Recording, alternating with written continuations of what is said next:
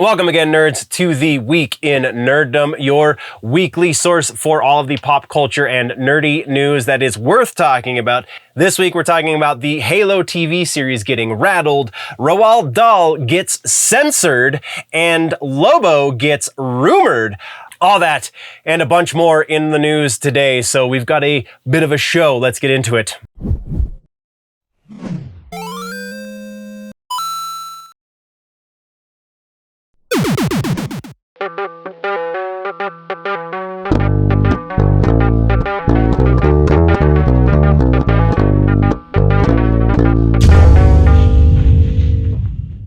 Housekeeping, first thing out the gate, this week we are on track for our regularly scheduled Friday night. This episode obviously got a little bit bumpy, so that's why it is a touch late. I do apologize. I will try and still get it up before midnight, but you're probably watching this on Thursday instead of Wednesday when I try to get the upload done. It's been a week. It's been a fun week, but it's been a week. Obviously, I am also sick, so pardon the stuffy nose if you can hear that. I'm sure you can. And next week is going to be even bumpier. So very likely there's going to be another long episode for those of you on the syndicated outlets. Specifically, I'm looking at you, Nerdy Legion and Big Show Entertainment Network. And then I think the week following should be normal, and from there I don't know my schedule, so I can't say, but but we do have, actually no, I think there is a concert conflict, so we might not be doing a live show 2 weeks out. Either way, we're good this week, and that's all that really matters. We'll cover it again on the live show on Friday. For those of you that don't know the live show, we do a live broadcast on the main YouTube channel, Generally Nerdy, every Friday, well, most Fridays, around about 7:30 Mountain Standard Time. I know that that's a little late for some of you out there on the East Coast, very specifically some very big supporters of the channel, and I do apologize, but that is just what works best with my schedule. So that, I believe, covers all of housekeeping, though. So let's go into the news. So let's start with music news. I do have a correction to make in the music news. So I made we did the reaction review short bit last week about the Typo Negative song that they just released the live walk-in open air performance from. I did not do my due diligence and I was called out for it. So the song that they released is Love You to Death. That was correct. The incorrect part was what record it originally comes from. The record it originally comes from is from October Rust, not Dead Again. It was not their final record. It was, I believe, their second or third record. So yeah, my apologies for not doing that diligence. My source was incorrect, I'm sure, for similar reasons, and I just did not do the diligence to double check which record that came from. So thank you very much for calling me out for it in the comment section, specifically on the short, but you know, either way, this is the long form and here we are. Yeah, that's our only follow-up or correction, so let's talk about new music. In new music, we are talking first about a new The Used song. The Used has put out a new song called People Are Vomit. Link to the video is down in the description. I think it was actually just a lyric video, so if you just want to go find it on your favorite streaming service, then that's fine. But it's coming from their upcoming album, Toxic Positivity. Record is due out May 19th, and I honestly have never been a Used fan. I know that's going to get me some negative comments, but I don't really care.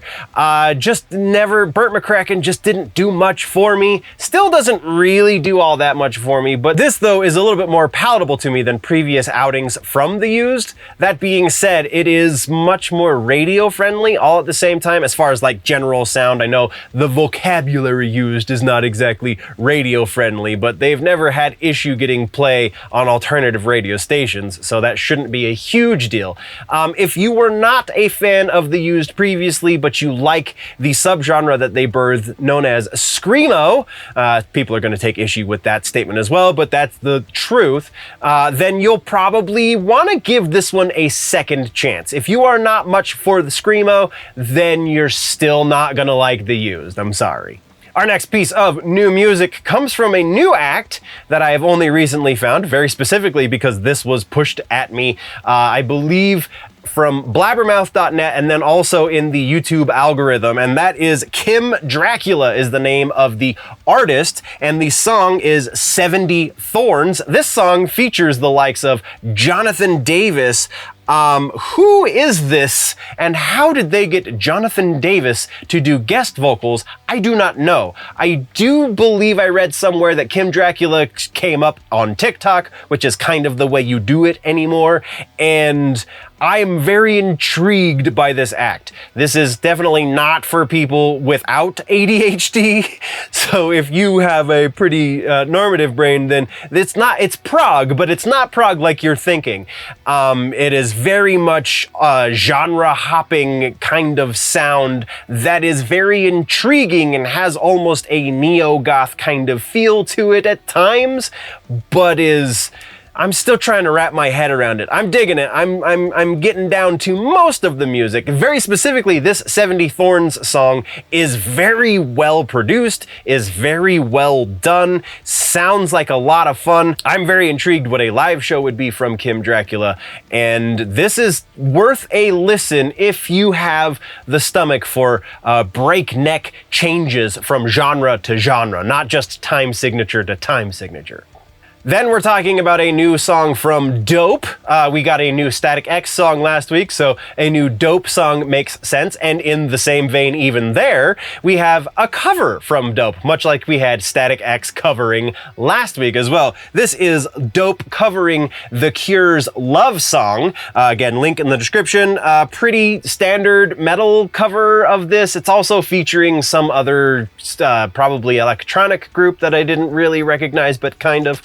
And that's, I mean, if you don't like The Cure, this isn't going to change your mind. If you don't like Dope, this definitely isn't going to change your mind. It's pretty standard, it's nothing crazy, but it's a well put together cover, so if you like covers, if you like metal covers specifically, you're going to want to check this one out.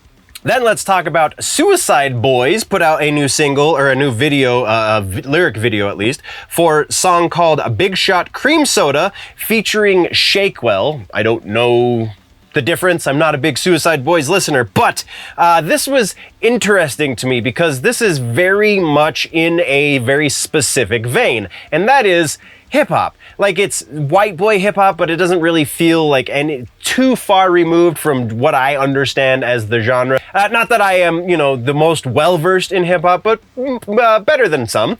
The reason I felt like this was worth covering on this episode is because Finn McKenty has very recently made statements along the lines of Suicide Boys and the ilk that they have spawned, such as Ghostmane and other similar acts, and I know many people are going to take issue with that comment, but as a relative normie to this subgenre, that's kind of how it's perceived at the very least. He has said, Finn McKenty has said that these guys are the future of punk rock. There ain't nothing punk rock about this sound. Sure, DIY, they're the future of DIY. I can understand that statement, but punk rock, really?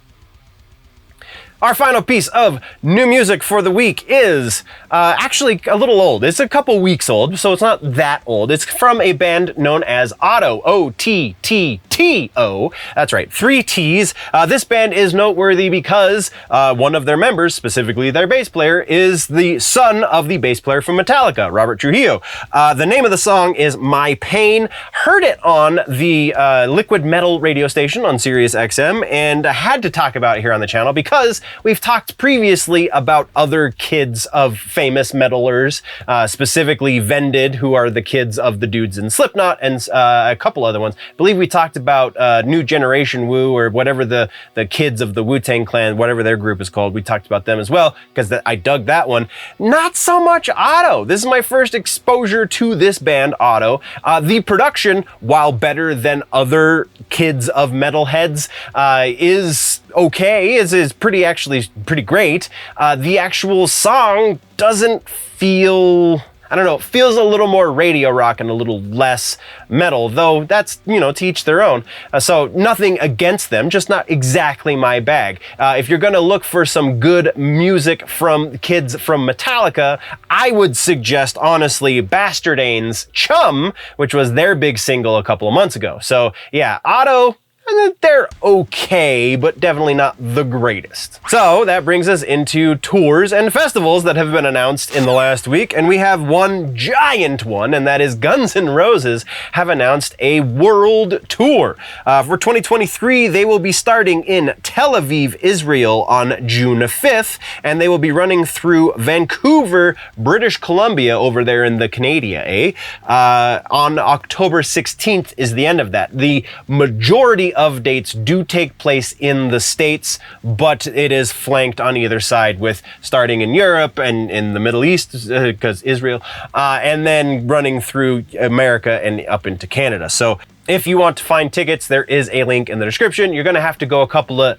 clicks deep, though, because tickets, I believe, were not yet on sale, and I will not have time before this goes up to correct that in the notes if they are on sale by now. So if you want them, there will be a link that will eventually get you to tickets. However, tickets, as I'm recording this, are not currently on sale. So all of that being said, we do have a couple of pieces of regular ass news to talk about as well. So starting off the regular ass news section for music is Killswitch Engage once again. Well, more Killswitch Engage adjacent, and that is specifically Adam Dukowitz, and I know I can't say his name properly. I don't know how you say Adam D's last name properly. And Howard Jones, former vocalist for Killswitch Engage.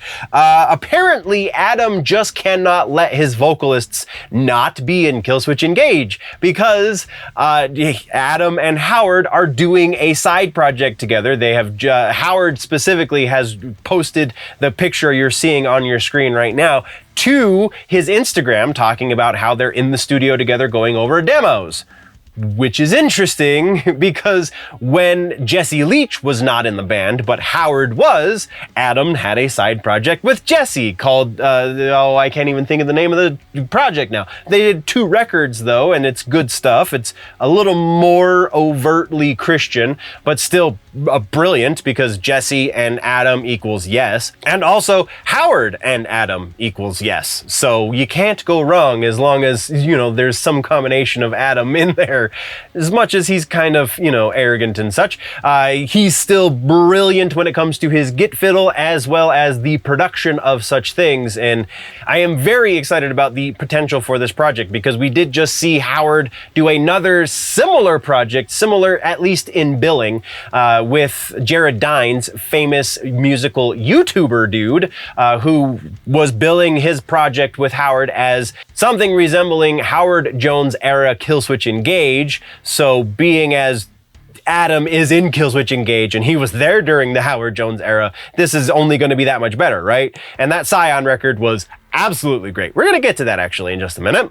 The other piece of regular ass news is we finally have heard from Fear Factory about their new vocalist.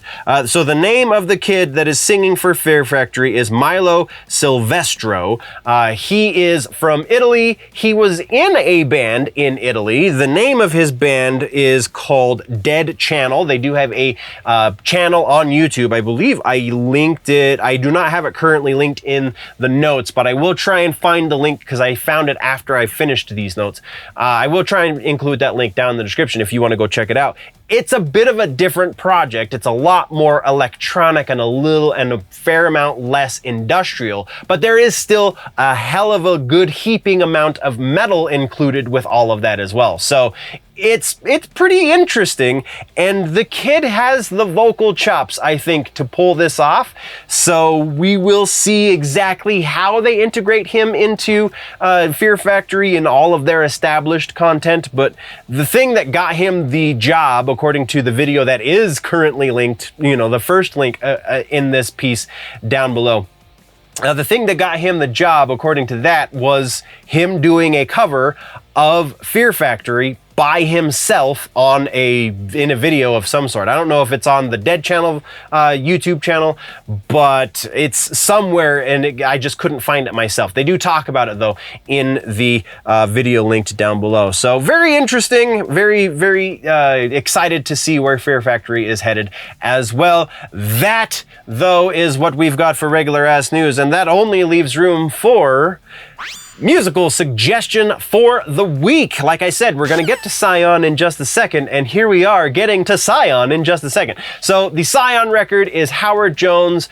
with Jared Dines. If you do not know Jared Dines, go check out his YouTube channel. He's the guy that does the yearly biggest shred collab for said year, or biggest gent collab for said year every year. He's pretty great himself, but then you throw Howard Jones's damn near perfect vocals into that mix as well, and you have yourself one hell of a metalcore record, my friend. So this is something I said in the notes, check out the song The Blade, but screw that. Do the entire record. This is fantastic music. If you like aggressive music, even slightly, then you will fall in love with this, because there's a little bit of something for everybody there. In gaming and tech today, we are talking about some trailers that have recently come out. We have the final, I believe, Tekken 8 trailer, as well as the announcement from EVO 2023 for their gaming lineup, plus a bit more. So let's jump into it. First up, let's start with follow-ups and corrections. We're following up with, technically it's a follow-up because Facebook, I'm just always going to count as a follow-up. All of the craziness that's going on in most social media, just going to be following up because we're always keeping tabs on it. This one very specifically is Meta in general, so both Facebook and Instagram, and I believe they own WhatsApp as well, though I don't know how you're going to implement this into WhatsApp. So specifically, Facebook and Instagram are getting the much maligned feature that Elon just rolled out in Twitter not that long ago. And that is that you're going to have to pay them in order to get your official verification badge on that platform, on whichever platform you want to get your verification badge for.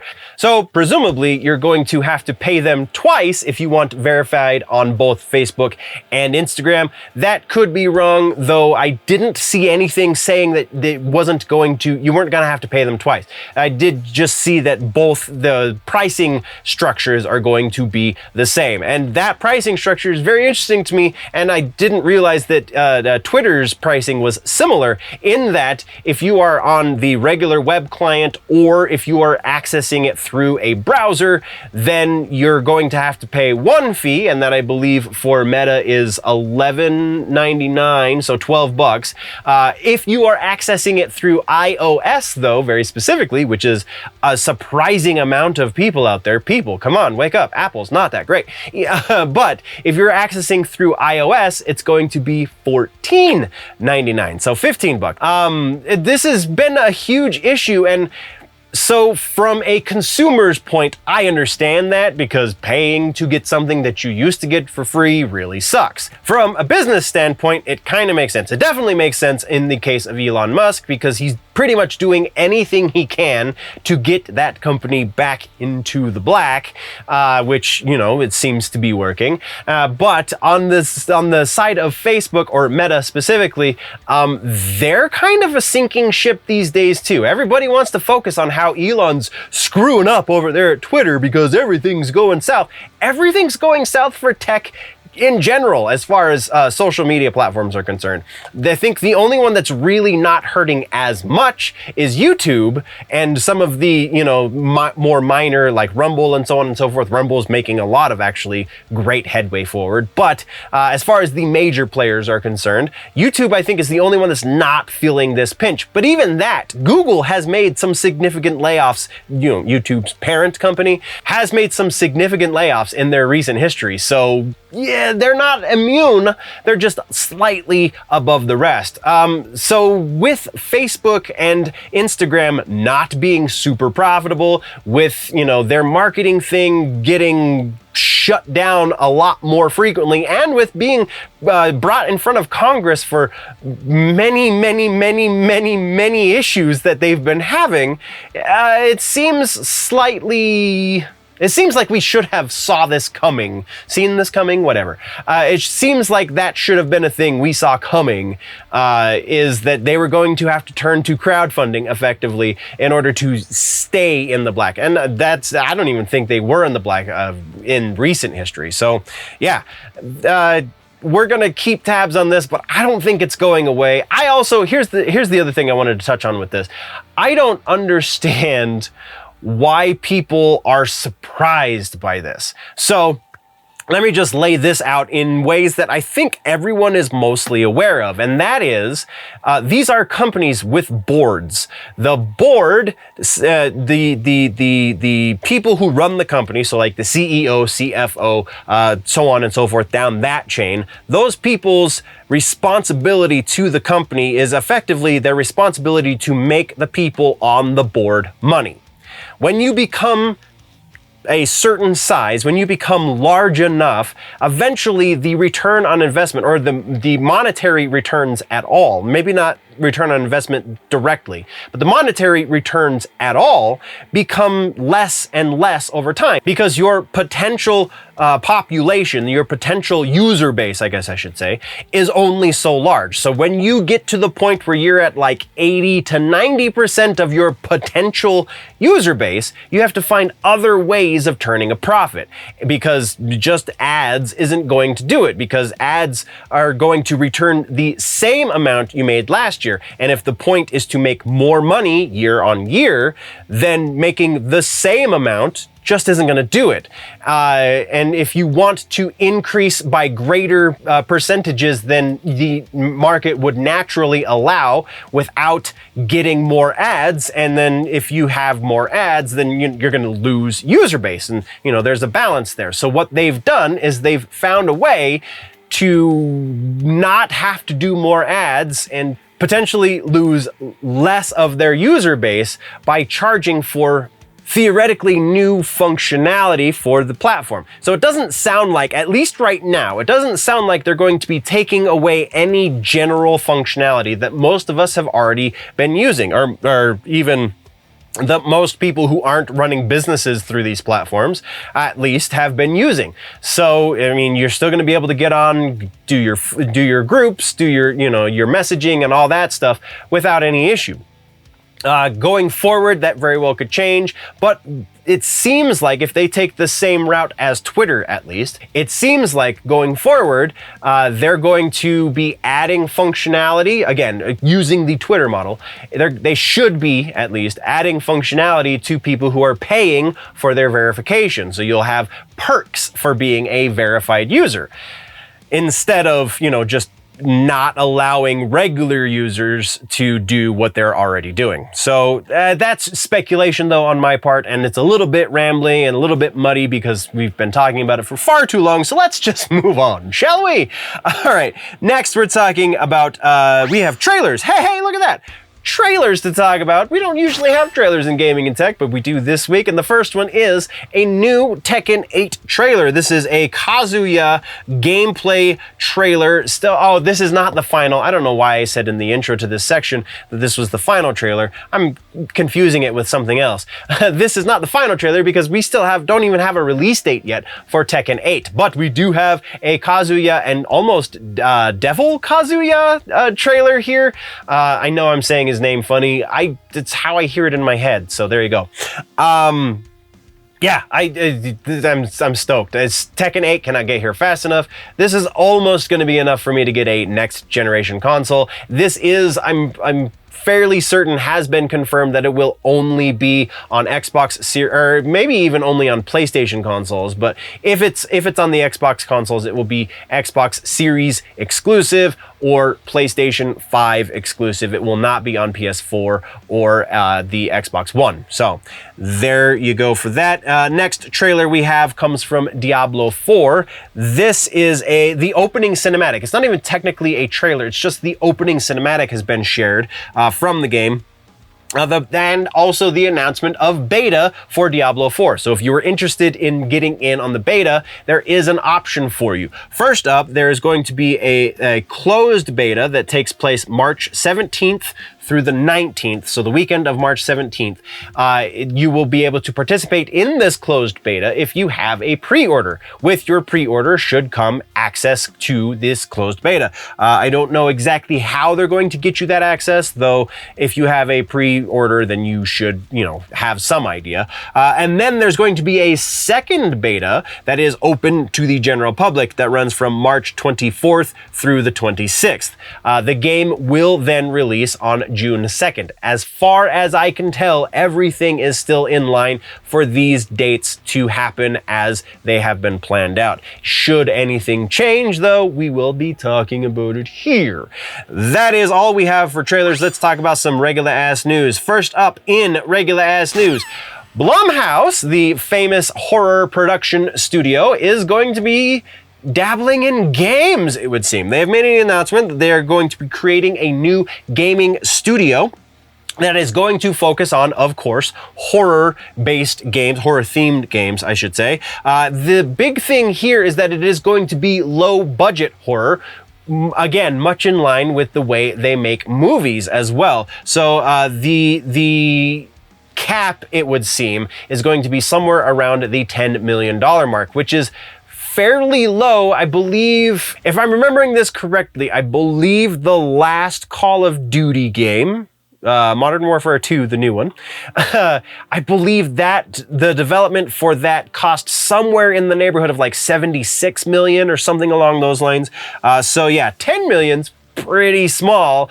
It'll be interesting though to see their contribution to the sphere, to the gaming sphere, as far as how it's going to affect gaming. Much in the same way, it's been interesting to watch their movie development affect the movie scene as well. So yeah, we'll be keeping tabs on this. Noteworthy here is Zach Wood will be president and Don Scheckler has been assigned to CFO, i.e. Chief Financial Officer. So they apparently have some gaming cred. I didn't really look too deep into those names just because Blumhouse already is a big enough name, so it'll be worth a watch because of that. We don't need to necessarily get into the histories of Zach and Don. So that's what we got on that piece. Let's move next into EVO 2023. Just made the announcement, super stoked about this, just made the announcement of which games are going to be in their the tournament this year, which games they're going to host, I guess is most appropriate. So the list is as follows: Street Fighter 6, Mortal Kombat 11 Ultimate, yes, Dragon Ball Fighter Z, Tekken 7, King of Fighters 15, Melty Blood Type Lumina, I haven't heard of that game, Guilty Gear Strive, which I tried to get in on the beta for that one, and I did not pay attention to when the beta was happening. That's my bad. And then, most notably here, is Ultimate Marvel vs. Capcom 3.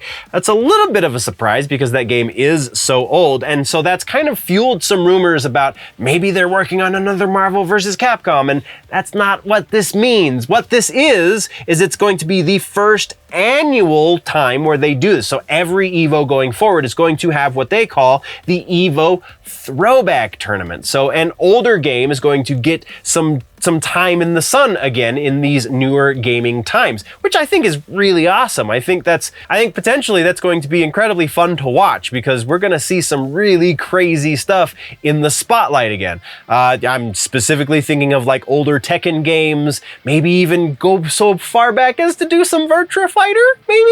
I would watch the crap out of that. I'm not even gonna lie.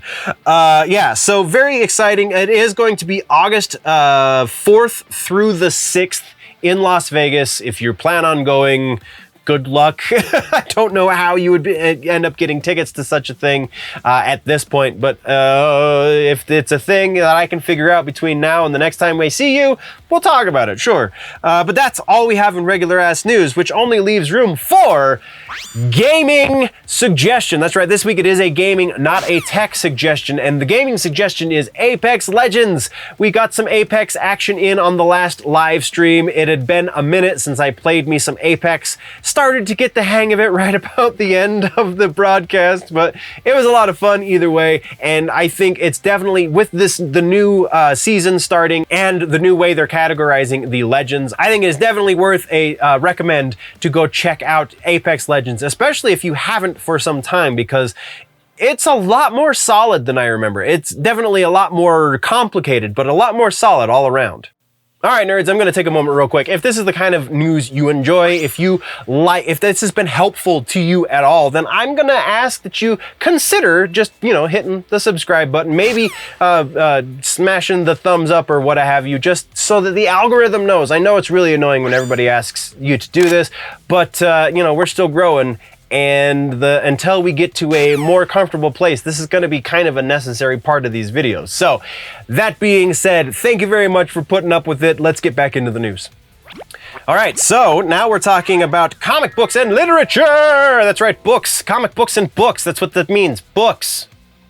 Anyway, in today's comic books and literature section, we have that big piece about the Roald Dahl situation. We're going to talk about that. There's also Teenage Mutant Ninja Turtles versus Street Fighter comic coming. We got some new Buffy to talk about. There's a lot of stuff going in comics. So let's go. Let's do this.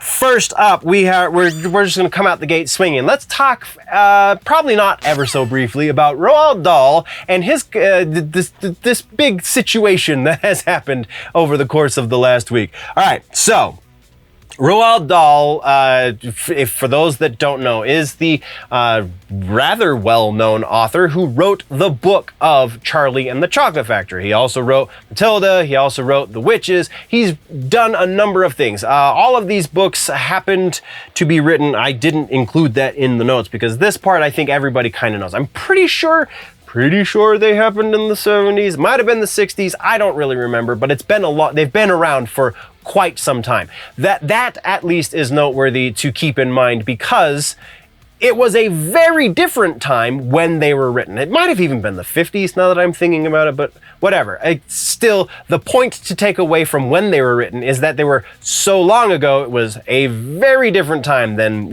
current year. So, what I think a lot of people have missed about this, at least it took a bit of digging for me to find this bit of information, is that in 2021, so approximately 2 years ago, the Roald Dahl Storytelling Estate, is that what they call it is specifically? No, Roald Dahl Story Company. So the arbiters of the Roald Dahl Estate is this company.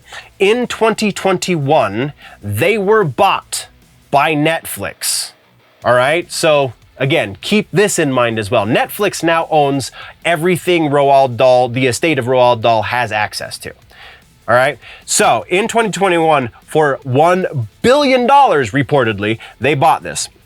What do we know about Netflix? Well, Netflix is worried about a number of things. First off, Netflix is very worried about public perception. They're very worried about virtue signaling. They're very, very worried about making money. So I saw the article that I finally got to the bottom of this, at least this portion of it, was in, I can't even remember, it might have been the Forbes article, actually, where they specifically were trying to explain this is not because of wokeism, and this is not because of precious little snowflakes, this is because of capitalism, and not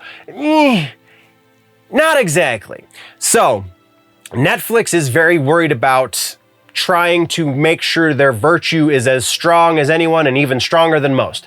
And in so doing, the reason they're worried about that is because they think that is going to make them money, right? This is why we see things on Netflix like Cuties, and we see things on Netflix like Big Mouth, and we see things on Netflix not do well that should theoretically do well for other various political reasons. There are also stupid reasons why great things on Netflix don't do very well.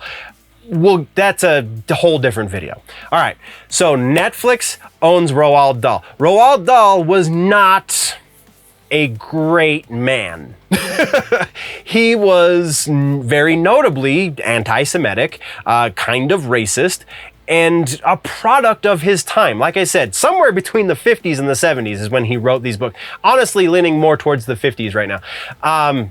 Again, mostly irrelevant for the conversation. Roald Dahl was a fantastic children's author. Now, also the stuff in these books could be viewed as cruel to a certain degree. Now, I do not take a personal issue with cruelty in literature. Matter of fact, I do not take personal issue with cruelty in general life. I think you cannot have greatness without terribleness. Like that, the two cannot exist unless they coexist. So without having something beautiful, you can't have something ugly, or vice versa. You can't have something beautiful without having something ugly. Because there's no litmus, there's no way to tell what beauty is unless you have something to juxtapose it against. So, knowing this, being a fairly intelligent man, Roald Dahl, and most authors at any given time in history, use these kinds of things to illustrate images with words. And these words have now been censored by Netflix. So apparently, I was not able to find if this is the first printing of or first reprinting, I guess I should say, of the Roald Dahl books since Netflix purchased the company. But at the very least, it is the most recent printing of all of these books. And some very strange things have been changed for these books.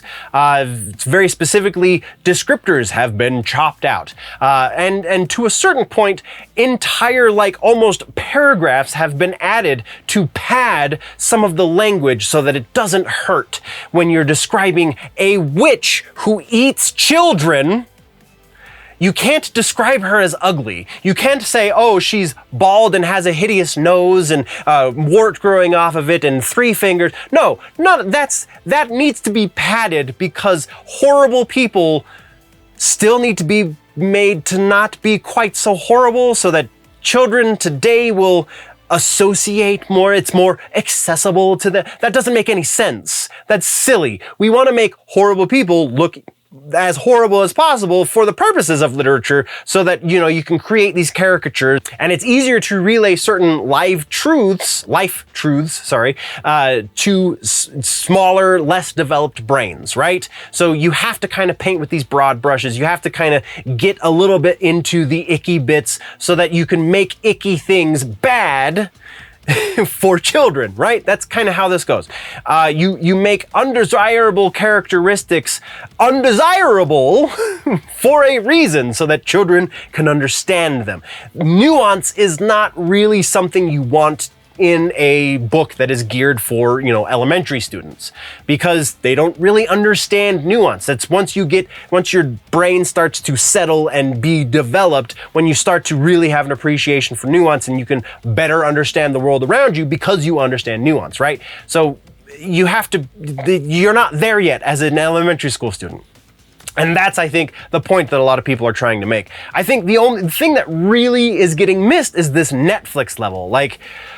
This is crazy. This is so crazy. So, all right, we were talking about the censorship. So the things that have been censored are, again, those words, but then very, very, very strange, according to some outlets, other words that have been taken out are color words. So black and white, very specifically, I know technically not colors. Black is the absence of all color and white is the presence of all color mixed together. Yes, I understand that. I went to art school to a certain degree as well. So yeah, I gotcha. Okay.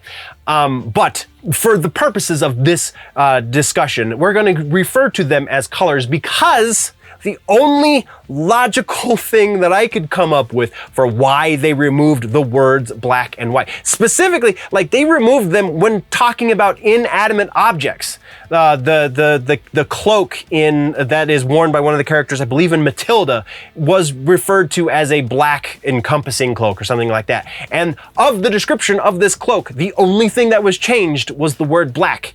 It's a cloak. It's a cloak.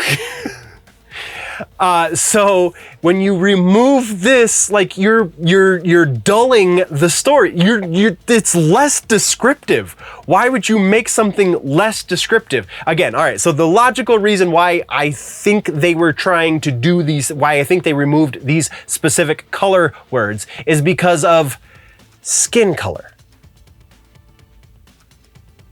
They don't want to put words that could be construed as skin color in the book. Why else would they remove black and white? Why else? What other possible reason is there? That's stupid. That is absolutely insane. So yeah, Roald Dahl got censored. Now, all right, so and then one more point on this, and then we're gonna move right along. And I apologize that we spent so much time on this, but it was necessary, I feel like. The second biggest takeaway from this that I think is potentially more important than the fact that it's Netflix trying to look good to woke folk. The biggest takeaway from this is pretty much universally, these changes have not been met well. Regardless of side of the aisle, I have seen most of this covered. There has been very little, I have seen some, but very little people going, yeah, that's right, you should have taken out those very descriptive words so that my child's vocabulary is smaller. Yes, I agree with this. No.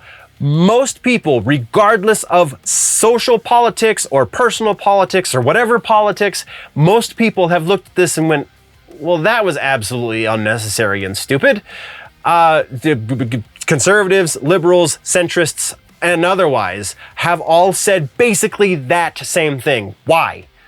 What good does this do to society to censor such things? Woke culture is so far around on itself, it has now started eating itself. And yeah. So nobody wanted this. Nobody likes this. Hopefully Netflix will learn from this and move forward in a much more positive way. All right, let's move on. All right, so Roald Dahl. Next, we're talking about Star Wars. We have another Star Wars series coming out. This is actually a horror Star Wars series. I'm super excited about that. It's called Tales from the Death Star. It is a horror themed comic written by Cavan Scott, who wrote previously Tales from the Rancor Pit, Star Wars The High Republic, etc. Also featuring artwork from Eric Powell and So Lee, Vincenzo Riccardi and Ingo Romling, and Juan Samu all will be contributing artists as well, which is super exciting. I'm honestly very intrigued by the thought of a Star Wars horror book. Yeah, we're going to talk about it. I didn't see a release date, so I apologize, but if I do find it between, recording and editing, I will try and put it up on the screen. Those of you on the audio outlets just have to wait for the follow-up next week. But then we're moving next to Buffy the Vampire Slayer. We got a new Buffy book coming from Boom Studios. It is not in the same timeline of the reboot Buffy book that is still ongoing. This is a different timeline altogether. Well, not altogether. This is actually a book that is going to be revisiting the timeline from the series, the TV series. This book is going to be called The Lost Summer. The writer on the project is Casey Gilly, also featuring artwork by Lauren Knight and colors by Francesco Segala. Will be on sale May 3rd in comic book shops everywhere, so go check that out. That's pretty cool. The story takes place between 1 year in their high school career. I believe it's before the college stuff happened. So it's that set of characters. Spike is involved, Angel's involved, so on and so forth.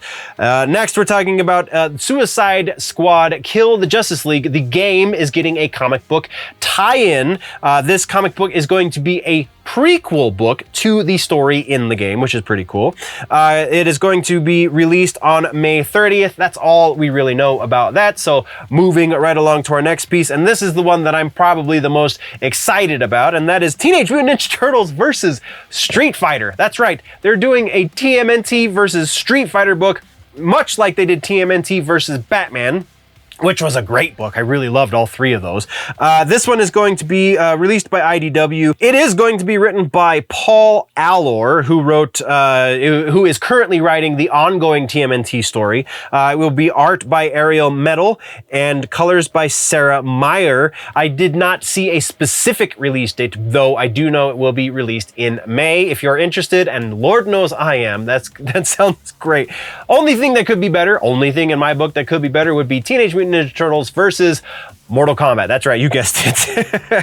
That is all we have for regular ass news. So let's talk book suggestion. That's right, books suggestion this week, not comic books, but literature. And that is, I think, kind of obvious. Charlie and the Chocolate Factory, the original, mostly original version, not the most recent printing, but something that came out, previous to 2021, let's say. Go find a copy of Charlie and the Chocolate Factory. It's a pretty quick read because it's written for elementary school kids.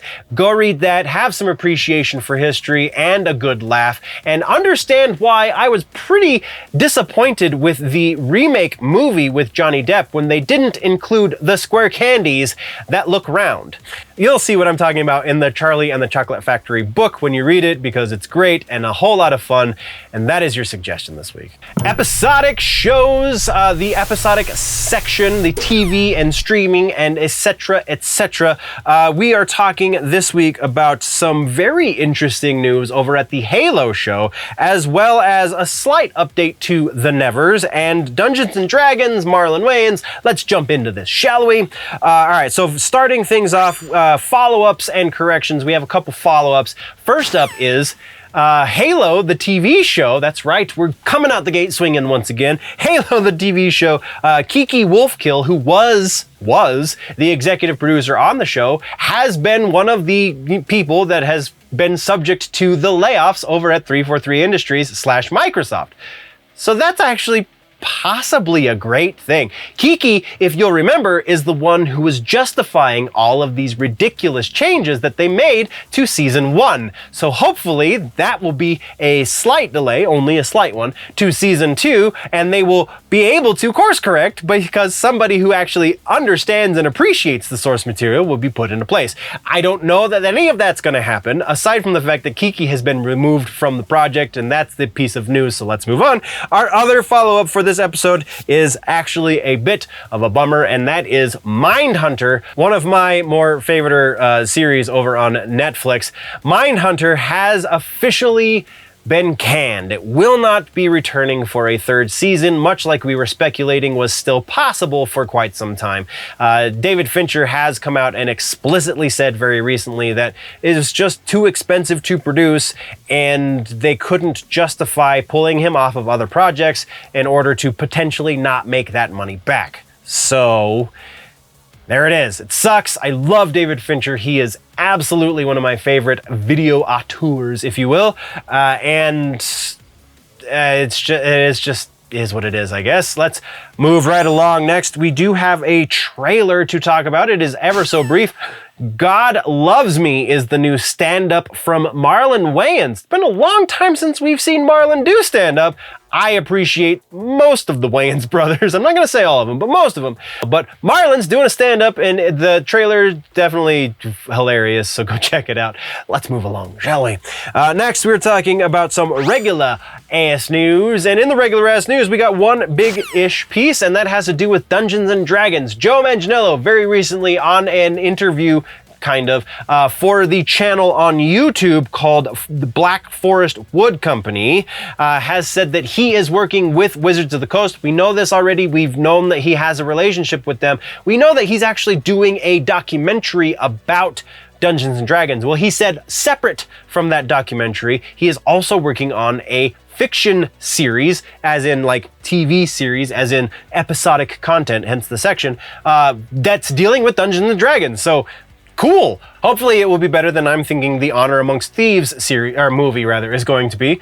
But yeah, Joe Manganiello, big name in Hollywood, doing something super freaking nerdy. That seems to be a trend these days.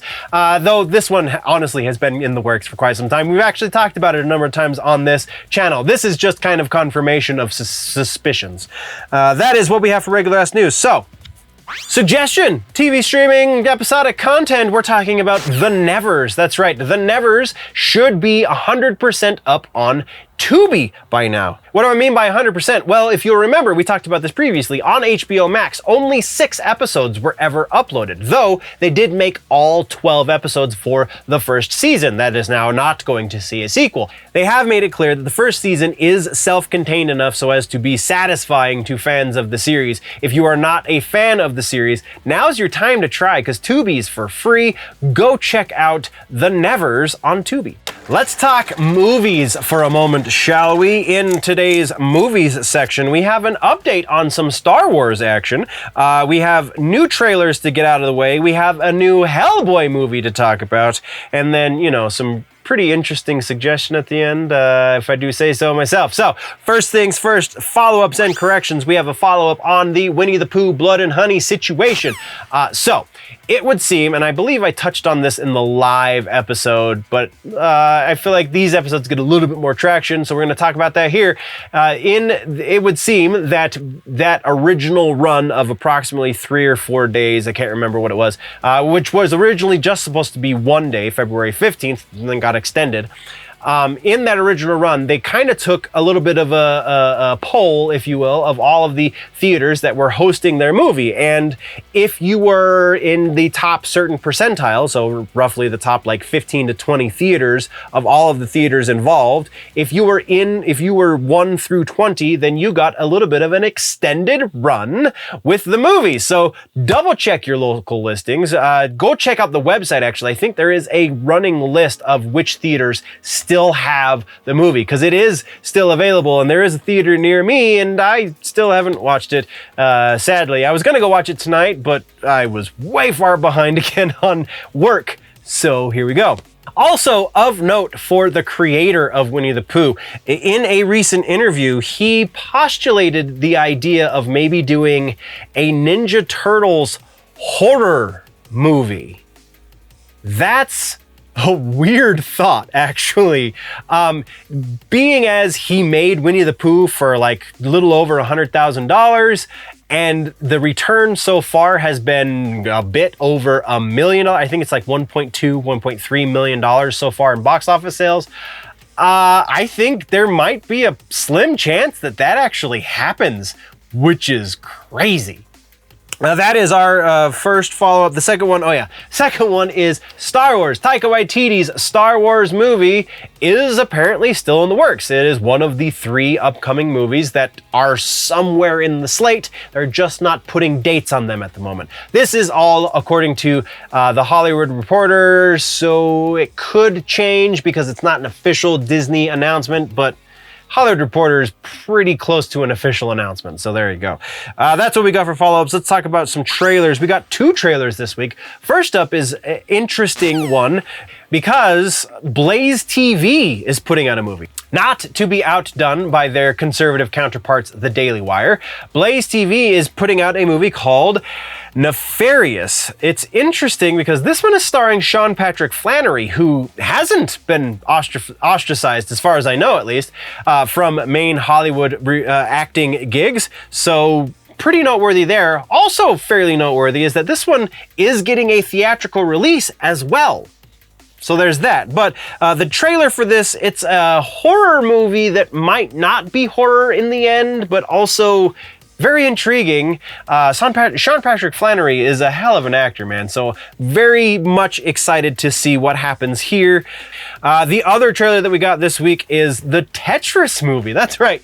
They're making Tetris into a movie, though it's not quite what that sounds like. Tetris, it's the creation of Tetris and how Tetris became this behemoth of a game, not exactly trying to make a narrative out of the game of Tetris, because that would be silly. But yeah, it is going to be March 31st on Apple TV+. It is not getting a theatrical release as far as I could see. So interesting, but yeah, Apple's doing some crazy stuff these days.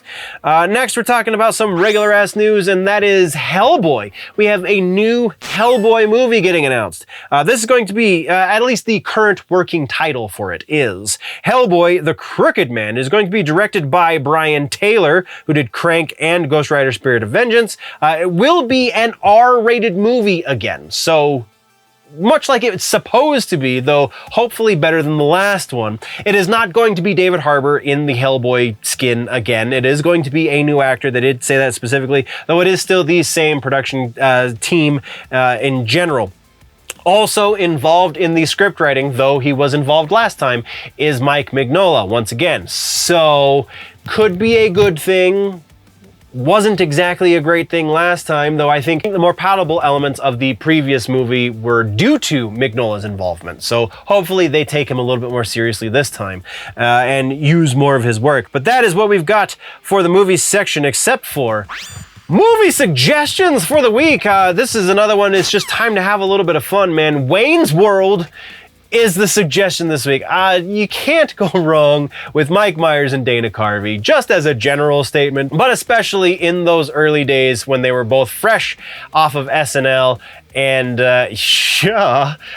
if you dig the Wayne's World, the first one, which is absolutely classic, for sure, on so many levels, not all of them nerdy, but then also check out the sequel, Wayne's World 2, because why not? It's all good fun, and for those of you younger ones who don't know what I'm talking about, this is a great look in 90s culture. Honestly, both movies are solid examples of what the 90s was. And now we're rounding things out with the Rumor Mill.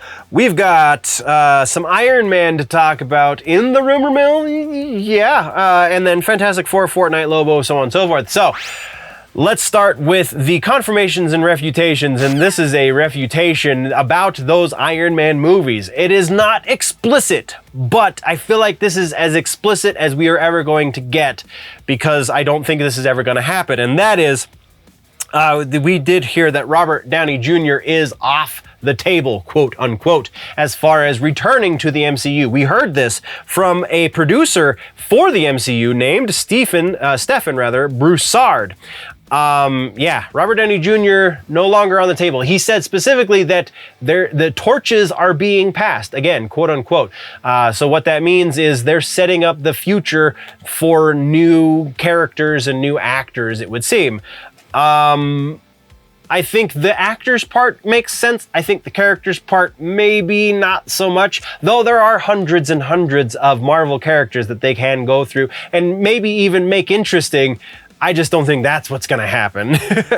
But yeah, so we have definitive as we're ever going to get, I think, evidence that Iron Man will never again be played by Robert Downey Jr. So there you go. Now let's get into new rumors. We don't have any new sources for old rumors. Let's just talk about new rumors. First new rumor has to do with Fantastic Four. Reportedly, Franklin and or Valeria Richards, i.e. the children of Reed and Sue Storm, are reportedly going to be in the Fantastic Four movie. This is because it is being reported that Reed and Sue are going to be parents by the time we get to that movie. I'm putting this one at a 40%. Largely because of the source. It is not a great source. Also largely because of the fact that this is going to be our introduction. It is not going to be an origin of the Fantastic Four. So it is going to be into the career to some degree of the Fantastic Four. We know that explicitly from Disney Marvel. Yes, that is established. But just because they're into their career as superheroes does not mean that they are well on into their lives together. So I find it a little bit of a stretch to see, aside from the fact that, again, this is a very weak source, I find it a little bit of a stretch to say that these characters are going to be so well established that they're also going to have the children that are much less well known. I think they're going to go for younger actors in these roles. Maybe not super young, because Reed kind of is middle-aged for basically the entirety of his comic book life. So yeah, not going to be young, but younger so that they can stay in the franchise for a while. And then yes, eventually we will probably get introduced to their children, because I would imagine they're going to try and show us that Kang, in fact, is the descendant of Reed. I just don't think that's going to be something they do jumping out the gate. So yeah, 40% likelihood for Fantastic Four. Next rumor has to do with gaming, and that is Fortnite. Fortnite is reportedly going to have a Creed 3 collab that rolls out round about the time Creed 3 hits theaters. And this comes from data miners. This is kind of a leak. So 85% likely this is a thing. There are some assets floating around as far as visuals go. I don't think those are legit. I think that's just fan-made stuff. But the text exists that was changed. It was changed from something else, and now they're going to be called, where did I put it? Creed quests is what you're going to have to do to get Creed-related skins and such. So the Creed movie, just kind of as a real quick aside, is set to be released March 3rd. So roughly around about that time, we're going to be seeing that stuff hit Fortnite, according to the rumor. Again, 85% likely. There is a potential that Creed quests means something else, but not super likely. And then we're talking next about Lobo. That's right, the big rumor that has been floating around for some time with Jason Momoa being rumored to be playing the character. This is not that rumor, otherwise it would have gone in a different section. But this is saying that something in Chapter 1 of James Gunn's Gods and Monsters DCU takeover, something in Chapter 1 is going to involve Lobo. I don't think that's super likely. That just strikes very much like fan wishes grasping at straws. Again, not a great source for this one either. We're going even lower than last time, and that is 35% that this is going to be a thing. Will Lobo be mentioned potentially in one of these Chapter 1 properties? Possibly. Will Lobo factor into the story at all? Maybe in a very removed sense. Will Lobo be in any of these? I don't think so. Not bloody likely. So yeah, 35% likelihood that Lobo is going to be finding his way onto the screen anytime during Chapter 1 for the DCU. If you are confused by any of these follow-ups or rumors that we've talked about, or any of the references that I've made, that means you haven't been keeping up on your nerd news, guys. And in order to do that, you're going to have to click or tap the box that's appearing to the side of my face to do that. If you have yet to subscribe, then you can do that as well. But really, just keep up on your nerd news by checking out the show, guys. That's all we've got this time, though, guys. So thank you very much for sticking around. Before we go, always remember that if it's generally nerdy, it's probably here.